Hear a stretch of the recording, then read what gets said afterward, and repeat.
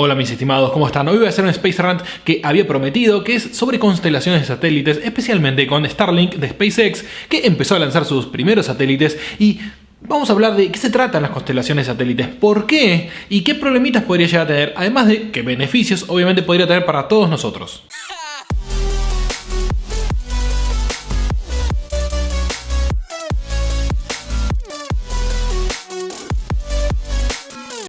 Bueno, primero que nada tenemos que entender qué es una constelación de satélites antes de hablar de SpaceX, porque SpaceX está queriendo lanzar la propia, está haciéndolo, pero no es la única empresa que lo hace, son varias que están queriendo ofrecer este tipo de servicios. Primero que nada, para que sepan, una red como la de GPS es una constelación de satélites justamente, que abarcan una superficie de la Tierra, iluminan una superficie de la Tierra muy interesante y obviamente nos proveen posicionamiento global.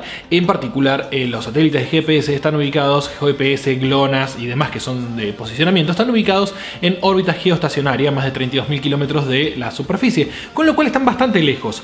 Eso tiene una muy gran ventaja, que es que siempre está iluminando la misma parte de la Tierra, pero una muy mala desventaja, que es que está muy lejos y por ende la señal tarda mucho. Para algo que es un faro, como es un GPS, básicamente eso no molesta demasiado. Tenemos la latencia que tiene eso, es algo totalmente admisible, totalmente aceptable, porque no utilizamos solo un satélite, utilizamos varios métodos, además del GPS, para posicionarnos. El GPS es cuando uno no está en un lugar muy accesible y es suficiente. Ese tipo de redes, esas constelaciones, suelen ser de pocos satélites. Ahora, cuando estamos hablando de telecomunicaciones, en el caso de los satélites geoestacionarios, la mayoría de los que son de televisión son específicamente geoestacionarios, son enormes satélites con mucha capacidad y que pueden transmitir mucha información, pero usualmente la pueden hacer con una latencia muy grande. Ese viaje que uno tiene hasta el satélite, el viaje de vuelta. Para la televisión, para el broadcast, eso no es un problema. Ahora bien, para internet empieza a ser un gran estorbo. La señal tiene que viajar muchísimo.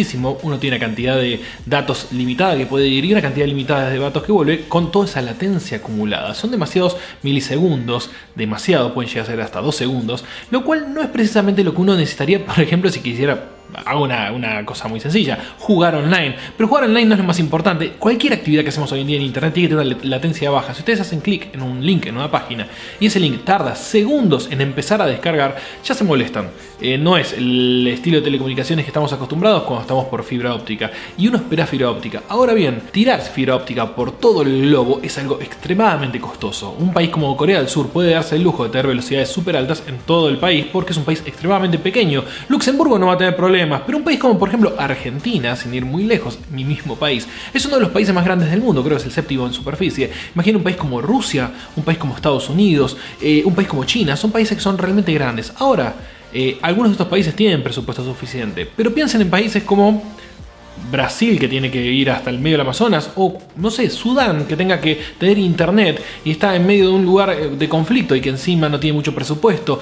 Cualquier lugar del mundo, los océanos, es decir, si uno está en un barco y está navegando con carga, es uno de estos barcos grandes de carga o un crucero de pasajeros, no importa, no tiene una conectividad muy buena. Tienen redes como la red Iridium, que te permite telefonía. Es una red de pocos satélites, creo que son unos 65 o 70 satélites, pero que no alcanza para datos precisamente. Sirve para hablar, para una emergencia y demás. Las redes como Iridium están a unos 700-800 kilómetros de la Tierra. Son satélites que van pasando, significa que uno puede dejar de ser iluminado y perder esa comunicación para volver a enganchar con el siguiente. Con lo cual no es perfecta, pero imagínense, uno está en medio del desierto y tiene en al menos un momento del día o varios momentos del día la posibilidad de comunicarse, con lo cual pedir ayuda es posible, pasar la posición de uno y por ende va a recibir ayuda. Así que en ese sentido las pequeñas constelaciones de posicionamiento o de telecomunicaciones pueden llegar a servir, pero volvemos al tema latencia. Ya si encima estamos hablando de pocos satélites, claro, hay un problemita.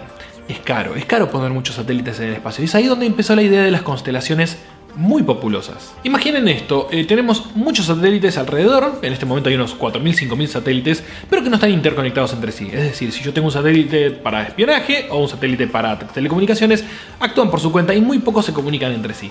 Pero tengamos en cuenta, imaginen si lanzamos muchos pequeños satélites, los ponemos a baja altitud, por ende la latencia de acá al satélite va a ser muy baja, y ponemos muchos de esos, significa que uno siempre está iluminado por más de uno, nunca perdés la señal. Esa es la idea de una constelación como la que SpaceX quiere hacer con Starlink. Starlink es un proyecto muy interesante porque plantea varias capas, como si fuese una cebolla, de satélites. Tenemos una capa a baja altitud, una mediana, otra un poquito más arriba, hasta, y ahí son creo que 5 capas que están buscando armar cada una a distinta distancia con distinta cantidad de satélites. La más cercana es la que te permite tener una señal mucho más rápida, una latencia bajísima, casi comparable con el cableado. Por ende, comunicarse con ese satélite para hablarse con alguien que está a unos kilómetros, pero por ahí acá en medio de la pampa y no tiene un cableado, básicamente la latencia va a ser mínima. Ahora bien, si uno se quiere comunicar con algo que está en Europa, por ejemplo, desde América a Europa, bueno, ese satélite se comunica con otro y hacen la cadena hasta llegar a donde tienen que llegar.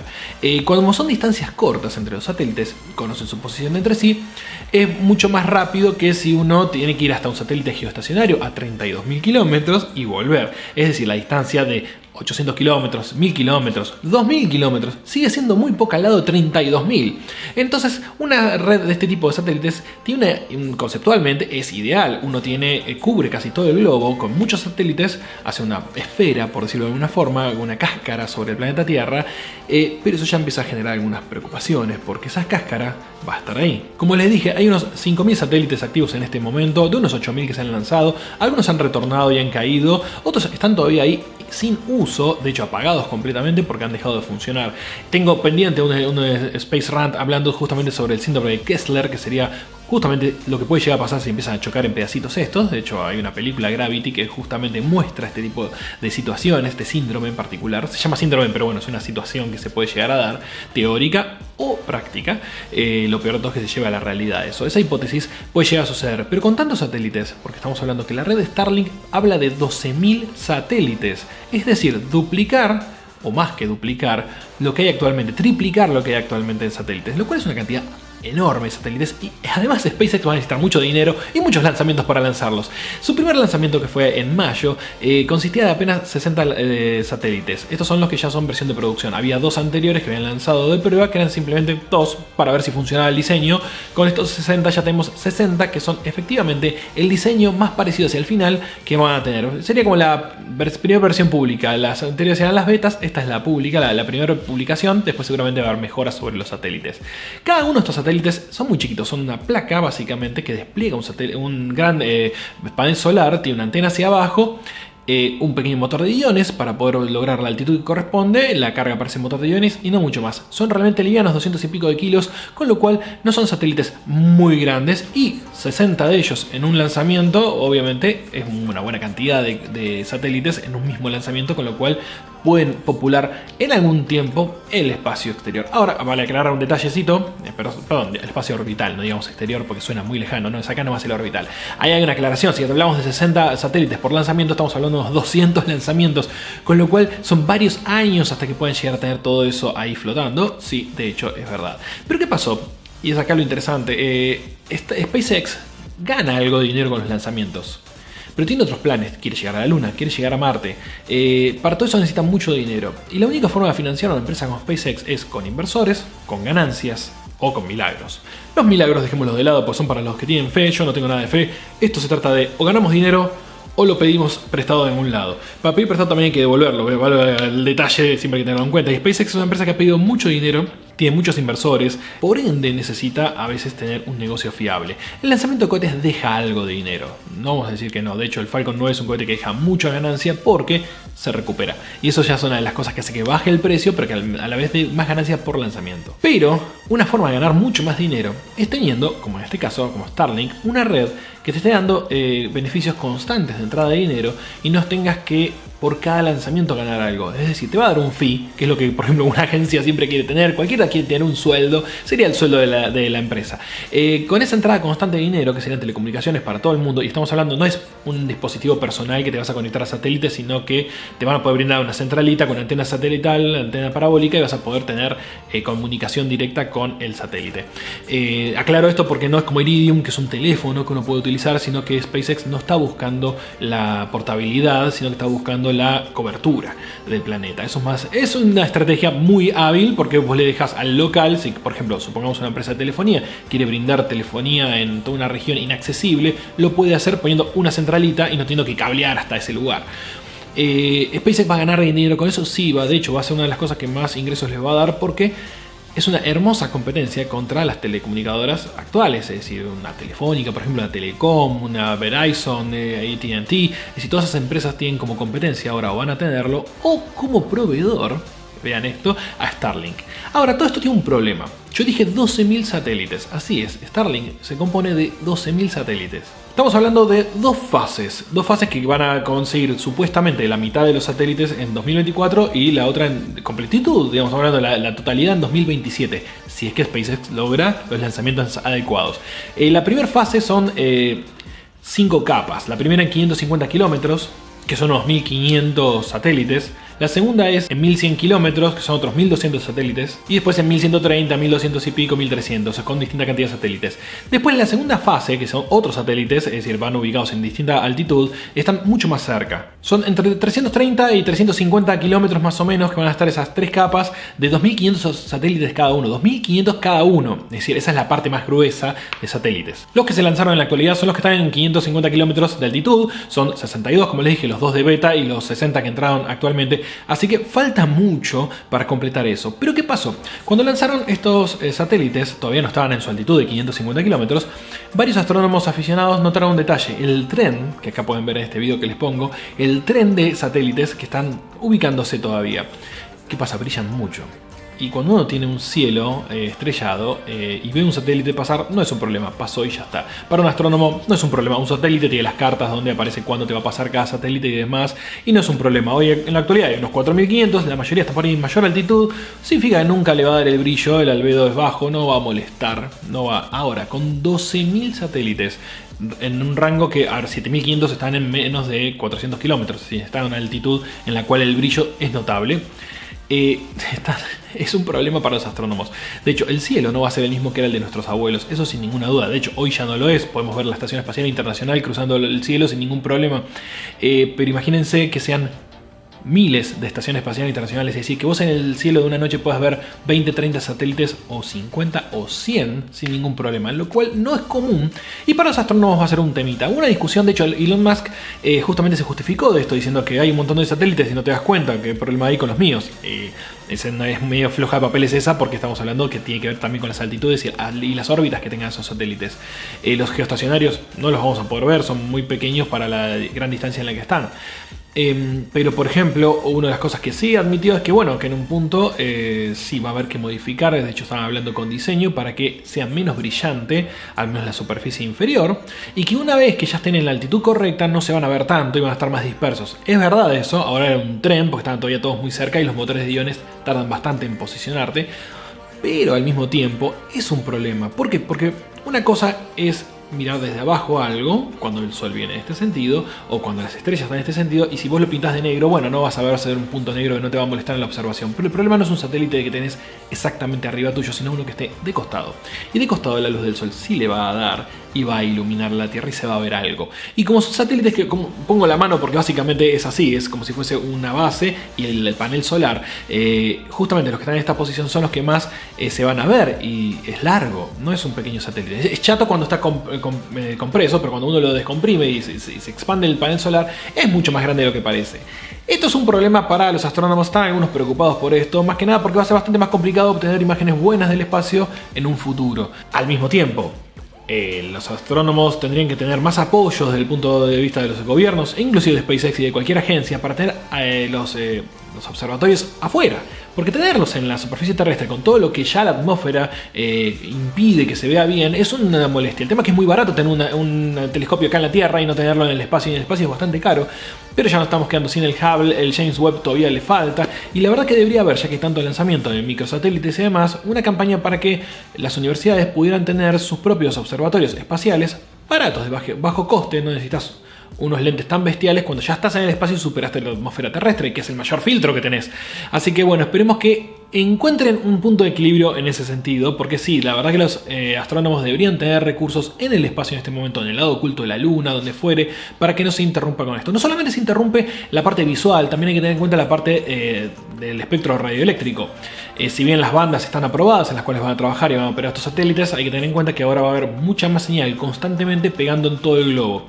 Algo que antes no había, o había en menor medida. También hay que recordar esto, el sol todos los días nos irradia con una enorme gama de frecuencias, pero como claro, como es conocida por los astrónomos, es más fácil. Ahora estamos hablando de radiotelescopios, no solamente de telescopios normales. Es también un temita a discutir ahí. ¿Va a estar todo esto lleno de señales? Sí, y además les aviso una cosa, no es SpaceX la única empresa haciendo esto. Por ejemplo, OneWeb es otra de las empresas que está queriendo lanzar unos 1200 satélites en una altitud también bastante más generosa, más interesante, que son unos 2000 kilómetros. No es tan cercana a la red, pero es una red bastante grande, no son pocos satélites, 1000 satélites son muchos satélites. Bueno, OneWeb es una de las que está justamente haciendo eso. Tienen los planes, tienen ya varios prototipos, todavía no tienen la red funcionando, obviamente, porque esto es una competencia. Las constelaciones van a ser una de las grandes competencias de telecomunicaciones de los próximos años. Estamos hablando que la diferencia principal, obviamente todas estas redes van a estar listas para 2020, 2021, 2022, estamos muy cerca. La diferencia principal que van a encontrar es de velocidad. OneWeb apunta a unos 500 megabits, Iridium Next, que es la nueva etapa de Iridium, a 1 megabit, pero en el caso de Starlink está apuntando a 1 gigabit, es decir, estamos hablando de mucho más velocidad. Por otro lado está O3B, que es una empresa más pequeña en sus pretensiones, pero también de alta velocidad. El tema es que no tanto para iluminar masivamente, sino para puntos específicos, pero también es una constelación de satélites. Del lado de China tenemos al menos 2 constelaciones más de 150 satélites cada una, con lo cual en un futuro no muy lejano, estamos hablando de los próximos 10 años, vamos a tener de 5.000 satélites actuales, vamos a tener unos 25.000, más o menos, si es que no surge ninguna otra constelación de alguien que quiera competir en este mercado, porque obviamente todos quieren tener el control de las telecomunicaciones en lo que puedan para poder vender. Obviamente es un negocio esto. Así que tenemos varios problemitas que se van a venir. El primero, que va a ser el cielo mucho más estrellado de lo normal, pero no de estrellas normales, sino que las vamos a ver moverse, lo cual va a ser un poquito incómodo para algunos, va a ser una gran molestia para otros, va a ser un gran alivio para otros tantos, porque obviamente van a tener comunicaciones en lugares donde hoy no tienen. SpaceX es el primero que está haciendo más fanfarria de esto. Las demás ya tienen también satélites, es decir, no es que es el primero en lanzar satélites de constelaciones. Iridium, como les dije, está hace muchos años operando actualmente y plantean toda su nueva red con nuevos satélites renovando. Es decir, una empresa que tuvo varios problemas de idas y vueltas, bancarrotas y demás, porque en los 80 era bastante más difícil lograr un negocio con esto. Hoy, en cambio, con este concepto de las constelaciones, vamos a tener muchas más posibilidades de que sea un negocio masivo y que nosotros podamos tener acceso a eso. Por ahí nosotros, los que vivimos en ciudades, no. Ténganlo en cuenta con alguien que vive en un pueblo, con alguien que vive en una población alejada, barcos, como dije, aviones mismos que quieran tener internet de alta velocidad. Hoy en día lo tienen gracias a las constelaciones existentes actuales. Imaginen lo que se va a poder tener en un avión cuando uno esté con una Starlink funcionando y no solo no sea caro, sino que sea algo como ya incorporado en el vuelo y no tengas que pagarlo aparte, lo cual puede llegar a suceder. Cuando sea barato, obviamente lo van a poder incorporar. Personalmente estoy más del lado de que haya constelaciones y de tener muchos satélites que sean telescopios, es decir, conquistar el espacio también para la investigación desde ese punto de vista, y que los observatorios que hay hoy en día en la Tierra sean, no digo un recuerdo, pero tengan acceso a esos satélites, a esos telescopios espaciales, y no tengan que pedirle permiso a nadie. Significa que no tiene que haber un solo telescopio espacial como actualmente tenemos 2 o 3 nada más, sino que tiene que haber cientos de ellos, y que no moleste el tema de tener una red de una constelación interrumpiendo las señales para los que estamos acá. Para los que ellos más románticos que quieren ver un cielo completamente estrellado al natural, bueno, es parte de la evolución de nuestra especie conquistar el espacio. Si tuviésemos vuelos espaciales todo el tiempo y viajáramos al espacio, estaríamos viendo eso todo el tiempo en el cielo nocturno, con lo cual no debería de molestarnos demasiado por el momento, salvo que, claro, nos dejen afuera de todo eso y no podamos disfrutarlo. Esperemos poder disfrutarlo en el futuro.